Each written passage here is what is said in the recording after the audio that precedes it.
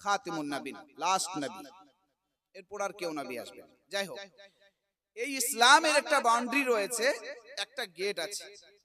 কেউ যদি এই ইসলামের মধ্যে প্রবেশ করতে চায় তাহলে একটা চাবি লাগবে। সেই চাবিটা কি জানা আছে আপনাদের? জানা আছে? যেটাই মনে আছে বলেন। আশহাদু আল্লা ইলাহা ইল্লাল্লাহু ওয়া আশহাদু আন্না মুহাম্মাদার রাসূলুল্লাহ। একজন নন মুসলিম যদি এই ইসলামের বাউন্ডারির মধ্যে প্রবেশ করতে চায় তাহলে তাকে এই কলেমা পড়তে হবে। এখন আচ্ছা, এর পূর্বে অর্থাৎ আমাদের প্রিয় নবী এর পূর্বে যেমন মুসা আলাইহিস সালাম ছিলেন, ঈসা আলাইহিস সালাম ছিলেন, তাদেরকে কি পড়তে হতো? তাদেরকেও লা ইলাহা ইল্লাল্লাহ ঈসা রাসূলুল্লাহ, লা ইলাহা ইল্লাল্লাহ মুসা রাসূলুল্লাহ, লা ইলাহা ইল্লাল্লাহ, এইভাবে যত নবী এসেছে সবার লাস্ট বাক্যটা পরিবর্তন হয়েছে, কিন্তু লা ইলাহা ইল্লাল্লাহ সবার ক্ষেত্রেই একটাই। সবাইকে লা ইলাহা ইল্লাল্লাহ পড়তে হয়েছে। তার মানে এখন যদি কেউ মুসলমান হয় তাহলে তাকে কি করতে হবে? লা ইলাহা ইল্লাল্লাহ মুহাম্মাদুর রাসূলুল্লাহ। সবার কমন কি হলো? লা ইলাহা ইল্লাল্লাহ। সবাইকে লা ইলাহা ইল্লাল্লাহ দেওয়া হয়েছে। আল্লাহ রাসূল নিজেই বলেন, আল্লাহ পাক রব্বুল আলামিন নিজেই বলছেন, ওয়া মা আরসালনা মিন ক্বাবলিকা ইল্লা রাসূল। আমি তোমার পূর্বে যত রাসূল পাঠিয়েছি সবাইকে ইল্লা নূহি ইলাইহি, সবার কাছে আমি আদেশ করেছি, ওয়াহি পাঠিয়েছি, কিসের? লা ইলাহা ইল্লা আনা ফাবুদুন। লা ইলাহা ইল্লাল্লাহ এই জায়গায় ফাবুদুন ইলার সমার্থক শব্দ হিসাবে ব্যবহার হয়েছে। সবাইকে আমি ওয়াহি করেছি, সবার জীবনে বাস্তবায়ন করতে বলেছি এবং প্রচার করার জন্য আদেশ করেছি। লা ইলাহা ইল্লাল্লাহ। এবার আপনার মনে প্রশ্ন জাগতে পারে, মাওলানা আমরা তো লা ইলাহা ইল্লাল্লাহ মুহাম্মাদুর রাসূলুল্লাহ বলে মুসলমান হয়নি। কেন হননি জানেন? কারণ আমাদের বাপ দাদা পূর্বপুরুষরা লা ইলাহা ইল্লাল্লাহ মুহাম্মাদুর রাসূলুল্লাহ পড়ে তারা ইসলামের বাউন্ডারির মধ্যে ঢুকে গিয়েছিল। আমাদের সেখানে জন্ম হয়েছে, তাই আমাদের পড়তে হয়নি। কিন্তু মনে রাখেন, পড়তে হয়নি বটে, কিন্তু যেমনই সাবালক হবেন, যেমনই একজন নন মুসলিম মুসলমান হবে, তাকে লা ইলাহা ইল্লাল্লাহ সম্পর্কে পরিপূর্ণরূপে জানতে হবে। মুহাম্মাদুর রাসূলুল্লাহ এই বাক্যটা আমি ছেড়ে দিলাম, ইনশাআল্লাহ এটা কোন আরো সময় যদি পাই তাহলে এই বাক্যটা নিয়ে আলোচনা করব। আর শুধু লা ইলাহা ইল্লাল্লাহ,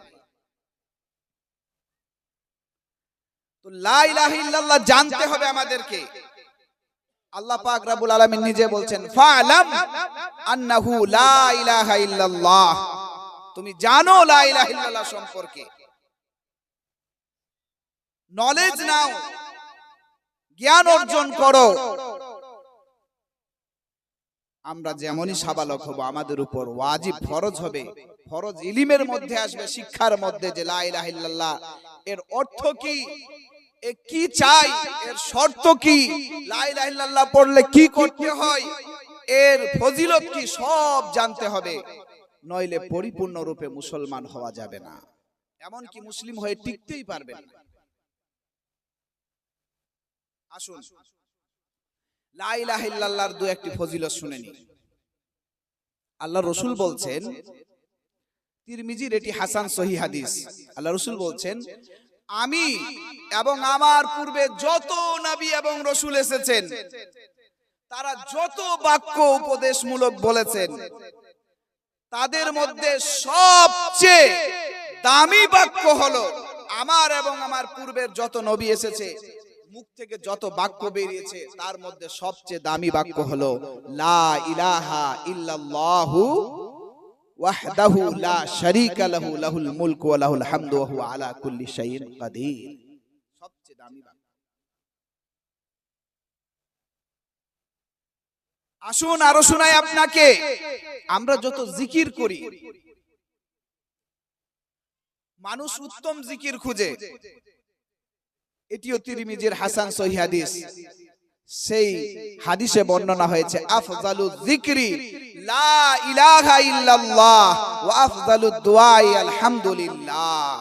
যত জিকির রয়েছে তার মধ্যে সবচেয়ে উত্তম জিকির হলো লা ইলাহা ইল্লাল্লাহ।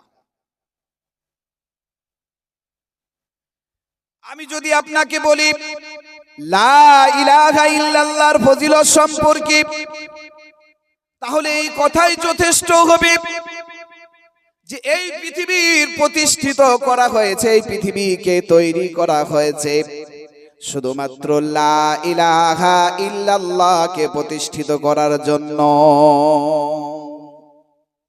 শুধু এই নয় আমার ভাইরা, আমি যদি বলি আপনাকে এই লা ইলাহা ইল্লাল্লাহর কারণেই এই পৃথিবী টিকে আছে, এই পৃথিবী যতদিন থাকবে লা ইলাহা ইল্লাল্লাহ ততদিন থাকবে, যেদিন লা ইলাহা ইল্লাল্লাহ বলার মতো মানুষ থাকবে না এই পৃথিবী আর টিকে থাকবে না। প্রমাণ সহকারে শুনেন হাদিস হলো, আল্লাহ রাসূল বলছেন লা তাকুমুস সাহ, কিয়ামত হবে না ততদিন পর্যন্ত হাত্তা লা ইউকালা ফিল আরদি লা ইলাহা ইল্লাল্লাহ। এই জমিনের বুকে যতদিন পর্যন্ত লা ইলাহা ইল্লাল্লাহ পড়া হবে ততদিন পর্যন্ত এই জমিন নষ্ট হবে না, এই পৃথিবী নষ্ট হবে না, কিয়ামত আসবে না।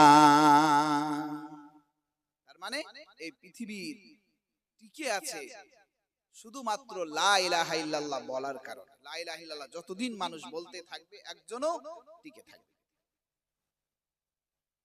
আচ্ছা বলেন, আপনাদের এখানে যারা মারা যায় মানে মুমূর্ষু অবস্থায় থাকে, মরবো এই অবস্থায় থাকে, তাদের সামনে আমরা কি পাঠ করি? কোরআন বা দৌড়াদৌড়ি করি, যা অমুক আলিমকে ডেকে নিয়ে আয়, যা ছেলে পেলেকে নিয়ে আয়, এত টাকা দিয়ে সূরা ইয়াসিন পড়া বা ইত্যাদি পড়া, যাতে করে আমার আত্মীয়র আত্মাটা বেরিয়ে যায় শান্তির সাথে। আমি বলছি আপনাকে এই সব করতে হবে না। আমি আপনাকে একটা ফর্মুলা বলে দিচ্ছি, যদি আপনি করেন তাহলে আপনি আপনার আত্মীয়র জন্য ভালো করেছেন, সবচেয়ে উত্তম কাজ করেছেন। কি সেটা? আল্লাহর রাসূল বলছেন, ও পৃথিবীর মানুষ শোনো শোনো, সহিহ মুসলিমের হাদিস, লাকিনু মাউতাকুম লা ইলাহা ইল্লাল্লাহ। তুমি তোমার মুমূর্ষু ব্যক্তিকে, যে মরা অবস্থায় আছে, তুমি তার জন্য যদি কিছু উত্তম করতে চাও, তার জন্য যদি কিছু ভালো কিছু করতে চাও, তাহলে তুমি তাকে লাকিনু মাউতাকুম লা ইলাহা ইল্লাল্লাহ পড়ার জন্য উদ্বুদ্ধ করো, তাকে উৎসাহিত করো, তার পাশে লা ইলাহা ইল্লাল্লাহ পড়তে থাকো। কারণ বাবাজিরা, আবু দাউদের হাদিস অনুযায়ী বলছেন, মান কানা আখিরু কালামিহি লা ইলাহা ইল্লাল্লাহ। একজন বান্দার যদি, যে মুমূর্ষু অবস্থায় রয়েছে, তার যদি লাস্ট বাক্য হয়ে যায় লা ইলাহা ইল্লাল্লাহ, তাহলে আল্লাহর রাসূল বলছেন দাখালাল জান্নাহ, সে যেমনই মারা যাবে সোজাসুজি সে জান্নাতে প্রবেশ করে যাবে। এটা আল্লাহর রাসূলের ওয়াদা। আপনি দুনিয়ার সব কাজ ছেড়ে দিয়ে সেই সময় লাকিনু মাউতাকুম লা ইলাহা ইল্লাল্লাহ, লা ইলাহা ইল্লাল্লাহ তাকে তালকিন করেন।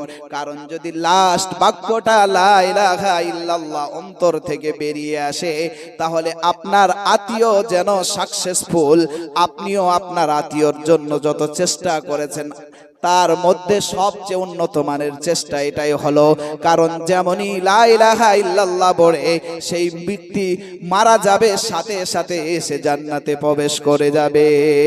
নারায়ে তাকবীর, জোরে বলেন একবার, নারায়ে তাকবীর। এত সুন্দর কথা শোনালাম, তাও আপনারা জোর বার হয় না? আরে মানুষ নাই তো কি হলো, আপনারা তো আছেন, বাস অসুবিধা নাই, থাকেন খালি, দেখেন ইনশাআল্লাহ সবচেয়ে বড় ফজিলত শুনলেন লা ইলাহা ইল্লাল্লাহ। আচ্ছা বলেন এবার, সময় স্বল্প আছে সেজন্য আমি শর্টে সারছি, আমাকে অল্প সময় দেওয়া হয়েছে, এরই মধ্যে ইনশাআল্লাহ শোনাবো।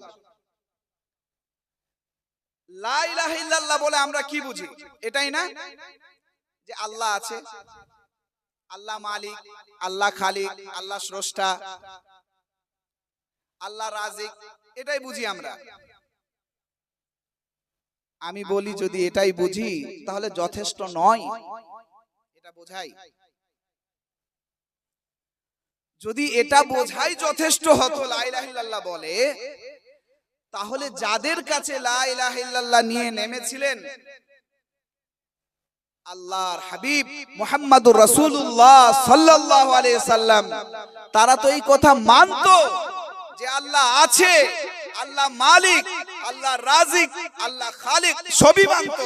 তাহলে তাদের লা ইলাহা ইল্লাল্লাহ পড়ার কি দরকার ছিল? পয়েন্টটা বুঝেন আগে আমার। আপনি আমি যদি বলি ভাই দাঁড়িয়ে না থেকে চলে আসো, চলে আসো, চলে আসো, আরে ভিড় লাগাও তাহলে ভালো লাগবে, নালে যেটাও মাথায় আছে সব বেরিয়ে যাবে না দেখে দেখে, চলে এসো।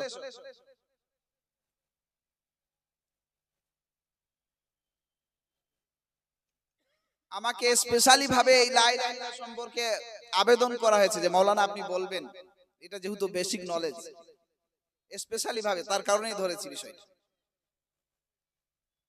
হ্যাঁ, কি বলছিলাম? যদি লা ইলাহা ইল্লাল্লাহ থেকে এটাই বোঝা যথেষ্ট ছিল যে আল্লাহ আছে, খালিক, মালিক, তাহলে তো যাদের কাছে এসেছিল মক্কার কাফিরদের কাছে লা ইলাহা ইল্লাল্লাহ প্রচার প্রসারের জন্য, তারাও তো মানছিল যে আল্লাহ আছে, আল্লাহ খালিক, আল্লাহ রাজিক, আল্লাহ মালিক, তারাও মানছিল। তাহলে তাদের লা ইলাহা ইল্লাল্লাহ দরকার কি ছিল?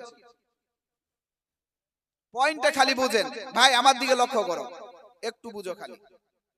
আপনার মনে হতে পারে যে মাওলানা আমাদের মতো হয়তো মানতো না তারা, বা আমাদের মতো মেনে নিতে পারতো না যে আল্লাহ আছে, খালিক, রাজিক, মালিক।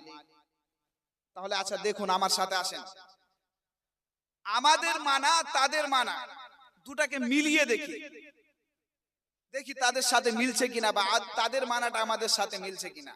আচ্ছা বলেন, আমাদের কে সৃষ্টি করেছেন? আল্লাহ।